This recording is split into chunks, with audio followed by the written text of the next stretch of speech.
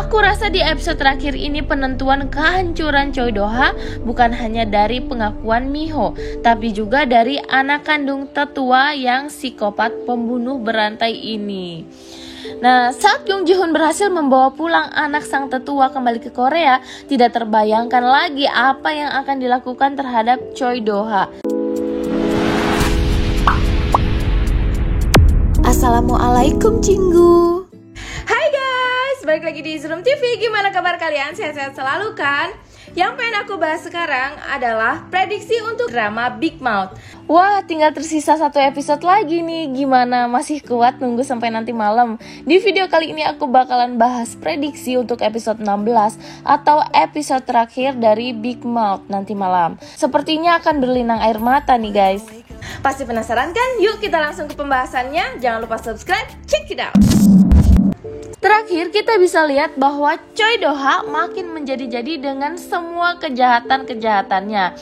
Episode 15 ditutup dengan baru akan dimulainya debat calon kandidat wali kota. Sepertinya acara debat ini akan memojokkan Chang Ho seperti rencana Choi Do-ha. Jadi Choi Do-ha benar-benar menyerang Chang Ho dengan kekuatan penuh, mulai dari manipulasi kasus kegagalan Chang Ho dulu, menunjukkan bahwa Chang Ho kepala geng, dan acara debat pun ternyata sudah disetting untuk menjatuhkan Chang Ho pastinya. Bisa dibilang acara ini akan menjadi pertempuran strategi dari Chang Ho dan Choi Do-ha. Namun di preview kan kita bisa lihat Chang Ho mulai terpojok. Di sisi lain Miho masih berusaha mencari bukti-bukti dari peternakan ikan untuk membantu Chang Ho. Jadi bukti ini tuh bisa benar-benar menjadi kunci kehancuran Choi Do-ha. Karena sekarang NK Chemical di bawah kepemimpinan Choi Do-ha. Tujuan Miho bukan lain untuk membuktikan bahwa NK Chemical melakukan penelitian ilegal yang berbahaya di dalam peternakan ikan tersebut. Dengan skuad ketua yang Miho berhasil masuk ke dalam peternakan ikan yang dijaga ketat tersebut meskipun dengan pertarungan yang sengit. Melihat Miho sudah berhasil menerobos masuk, si pemilik peternakan yang ternyata dulunya pegawai NK Chemical melaporkan hal ini pada trio penjahat yang bertanggung jawab atas penelitian tersebut. Paniklah mereka semua, mau tidak mau mereka semua harus cepat-cepat menghentikan Miho. Bahkan terlihat salah satu dari mereka ini meminta bantuan dari polisi untuk menghentikan Miho. Namun sepertinya Miho berhasil lolos dan menuju ke acara debat sebagai salah satu penonton perwakilan warga. Disinilah momen-momen menentukan nih. Dalam debat tersebut, Chang Ho yang terpojok dia hanya bisa membela diri dengan mengungkapkan bahwa itu adalah tuduhan palsu atau settingan Choi Do-ha untuk menjatuhkannya. Namun karena semua pihak yang terlibat dalam acara tersebut nih udah disuap oleh Choi Do-ha, jadi Chang Ho tetap terpojok. Disinilah Miho berpikir mau tidak mau Miho harus mengungkapkan nih bahwa dia adalah korban radiasi dari penelitian rahasia NK Chemical. Nah, keputusan Miho emang dibuat untuk menjatuhkan Choi Do-ha. Namun, mau tidak mau pengakuan ini pun sangat menyakitkan untuk Chang Ho. Diibaratkan ya, Miho di sini sebagai pedang bermata dua yang menyerang kedua belah pihak. Targetnya ini Choi Do-ha, namun juga melukai pemiliknya yaitu Chang Ho, suaminya sendiri. Chang Ho yang syok di sini baru menyadari hal tersebut, terlihat di preview sampai meneteskan air mata. Pada akhirnya pengakuan Miho ini menjadi kelemahan terbesar Choi Do-ha.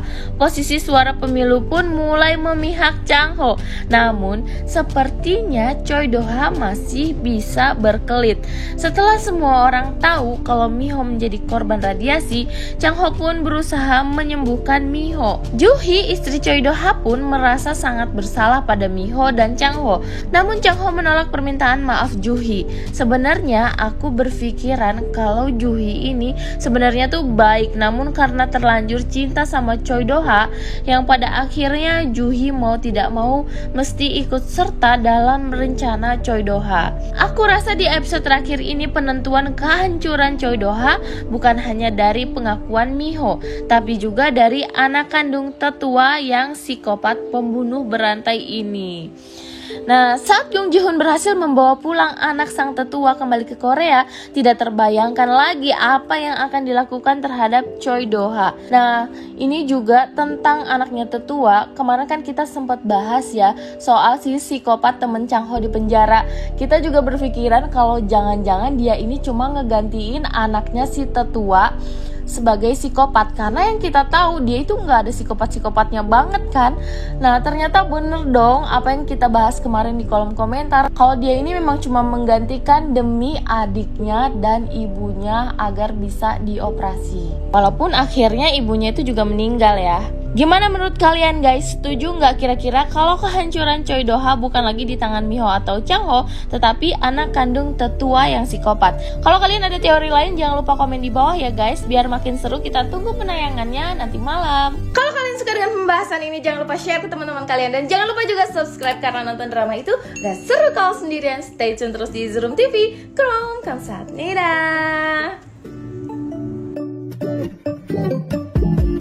When I wake up, I feel cozy, yeah.